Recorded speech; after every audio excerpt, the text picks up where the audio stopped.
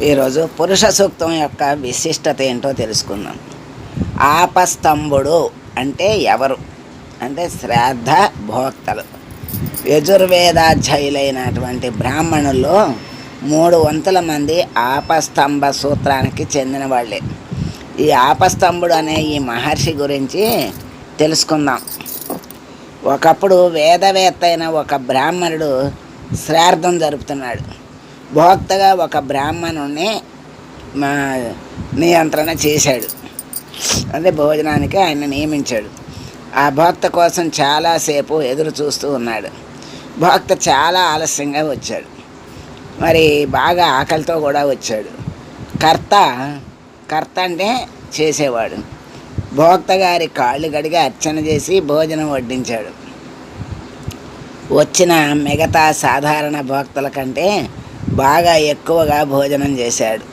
బ్రాహ్మణుడికి బాగా ఆకలిగా ఉన్నట్లుంది అని భావించి కర్త మళ్ళీ వడ్డిస్తున్నాడు. వడ్డించగా వండిన వంటకాలన్నీ అయిపోయినాయి. మరేం మిగలలేదు. కర్తలో మొదట ఉన్న వినయం నశించిపోయి హేళనకి దిగాడు. మాటల్లో హేళన కనపడటం మొదలైంది. దాన్ని లెక్క చెయ్యని భోక్త ఇంకా వడ్డించు ఏమిటి అలా చూస్తున్నారు అన్నాడు. అపరిమితంగా తిన్నా తృప్తి పొందక తనకు ఇంకా పెట్టు అని అంటున్నాడు.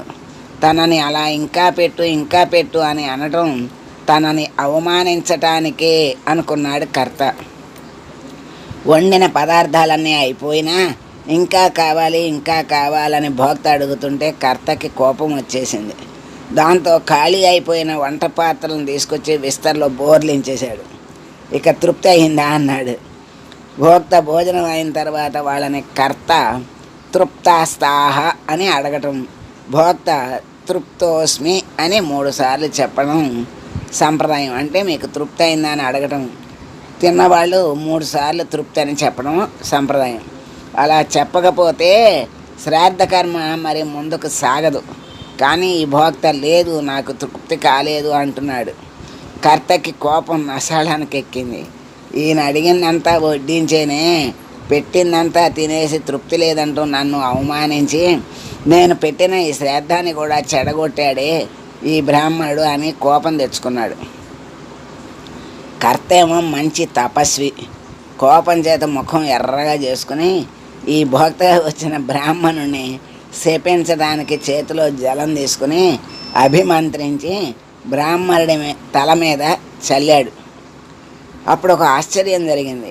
ఏమిటంటే వచ్చిన బ్రాహ్మణుడు తన చేతితో అభిమంత్రించి తల మీద చల్లిన జలాన్ని క్రింద తన తల మీద పడకుండా మధ్యలో నిలిచిపో అని ఆజ్ఞాపించినట్లుగా ఆగు అని ఆపేశాడు ఆ జలాన్ని. కర్త దీన్ని చూసి ఆశ్చర్యంతో ఉన్నవాడు ఉన్న చోటే నిలబడిపోయాడు. తాను చల్లిన నీటిని మధ్యనే నిలబెట్టిన ఈ బ్రాహ్మణుడు సాధారణ బ్రాహ్మణుడు కాదు, తనకంటే గొప్పవాడు అని తెలుసుకున్నాడు. పూజ్యుడా, మీరు ఎవరు, నన్ను ఎందుకు ఇలా శోధిస్తున్నారు అని అడిగాడు. దానికి ఆయన ఇలా సమాధానం చెప్పారు. నేను ఒక మునిని.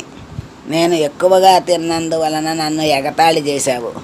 నీ చూపులతోనూ నీ చేష్టలతోనూ నువ్వు నన్ను అవమానించావు. శ్రాద్ధానికి వచ్చిన బ్రాహ్మణుల మీద నీ పితృదేవతల ఒక అంశని వేసి భగవానుడు పంపుతాడని మరిచిపోయి నువ్వు వ్యవహరించావు. నీకు బుద్ధి చెప్పడం కోసమే నేను ఇలా చేశాను. శ్రాద్ధాన్ని భయభక్తులతో శ్రద్ధతో చేయాలి తప్ప కోపం తెచ్చుకోకూడదని తెలుసుకో అన్నారు. దానికి కర్త, స్వామి, నా తప్పుని తెలుసుకున్నాను, క్షమించండి. ఇక మీదట ఇటువంటి తప్పు చెయ్యను. నేను జరిపిన శ్రాద్ధ కర్మ పూర్తి కాలేదే, దానికి ఏమి చెయ్యాలి అని అడిగాడు. దానికి ఆ బ్రాహ్మణుడు, నేను తృప్తి చెందలేదు అని చెప్పినందున శ్రాద్ధం పూర్తి కాలేదు. అందుచేత పురుష సూక్తాన్ని పారాయణం చెయ్యి, ఈ దోషం పరిహరించబడుతుంది అన్నాడు. దానిని పారాయణం చేసి కర్త శ్రాద్ధాన్ని పూర్తి చేశాడు. జలాన్ని మధ్యను ఆపారు గనక ఆయనకి ఆపస్తంభులు అని పేరు వచ్చింది. శ్రాద్ధకాలంలో పురుష సూక్తాన్ని కాటకోపనిషత్తు పారాయణ చేసే నియమం ఉంది.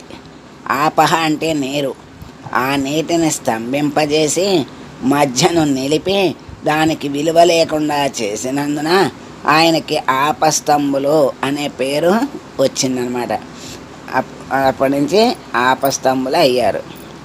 వేద మంత్రాల్లో భావగర్భితమైనది, మంత్రశక్తిలో అతి ప్రధానమైనది పురుష సూక్తం.